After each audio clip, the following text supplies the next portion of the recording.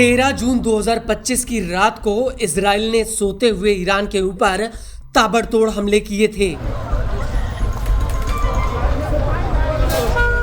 Israeli हमलों में Iran के कई बड़े मिलिट्री कमांडरों की मौत हो गई। ईरान के लिए इजराइल का यह हमला एक बहुत बड़ा झटका था, क्योंकि एक तरफ जहां ईरान अमेरिका के साथ परमाणु मुद्दे पर बातचीत में लगा हुआ था, वहीं दूसरी तरफ इस बातचीत की आड़ लेकर इजराइल ने मौका देखते हुए ईरान पर हमला कर दिया।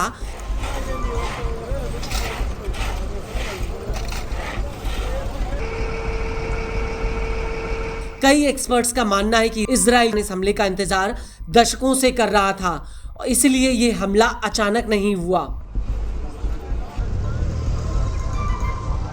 और सबसे बड़ी बात यह है कि इस हमले में इजराइल की खुफिया एजेंसी मोसाद की सबसे बड़ी भूमिका रही।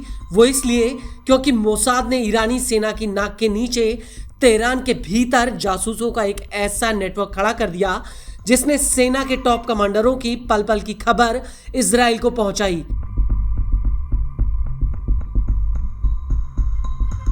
और यही वजह रही कि इजराइल ने ईरानी सेना के कमांडरों पर एकदम सटीक हमले किए।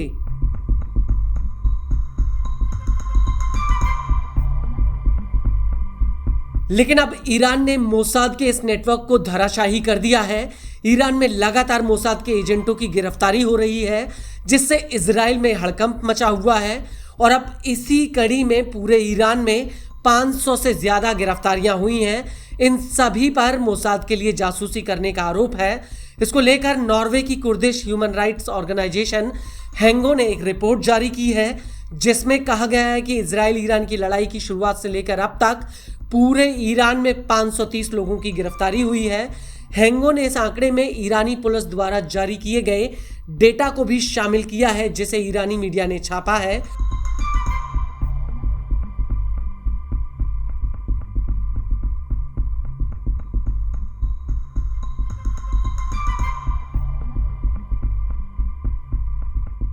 हैंगो का कहना है कि ईरान के खुजेस्तान में 67 लोगों को गिरफ्तार किया गया, जबकि तेहरान में 64 लोगों की गिरफ्तारी हुई।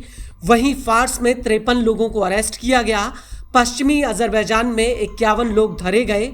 लोरिस्तान में 41 लोगों को गिरफ्तार किया गया। वहीं हमदान प्रांत में मोसाद के लिए जासूसी करने के आरोप में 30 लोगों को गिरफ्तार किया गया। रजावी खोरसान में 24 लोग गिरफ्तार हुए। कोम में 22 लोग, सेमनान में 21 लोग और केरमान में 20 लोगों की गिरफ्तारी हुई। एजेंसी के मुताबिक ईरान के अन्य प्रांतों में भी दर्जनों लोगों की गिरफ्तारी की खबरें सामने आई हैं।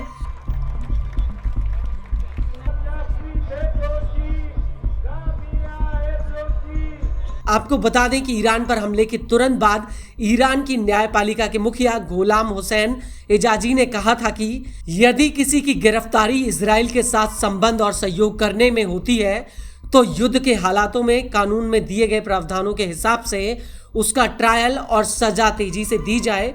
इस सब के बीच बड़ी बात यह है कि 23 जून 2025 को ईरानी पुलिस ने कहा था कि उसने गिलान प्रांत से कम 36 लोगों को गिरफ्तार किया है। इन सभी पर इजराइल के साथ सहयोग करने का आरोप था। वहीं गिलान प्रांत के law enforcement commander Hussain Hasanpur ने कहा था कि संदिग्धों पर झूठी सूचना फैलाने, दुश्मन के साथ सहयोग करने, सैन्य अड्डों के पास ड्रोन उड़ाने, आगजनी करने, देसी बम बनाने और विरोधी गुटों के साथ काम करने का आरोप है।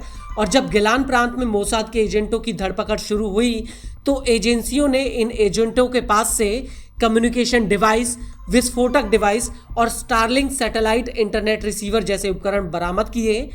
वहीं 21 जून 2025 को ईरान के खुजेस्तान प्रांत में कुल 54 लोगों की गिरफ्तारी हुई, जिनके ऊपर इजराइल के लिए काम करने का आरोप लगा था।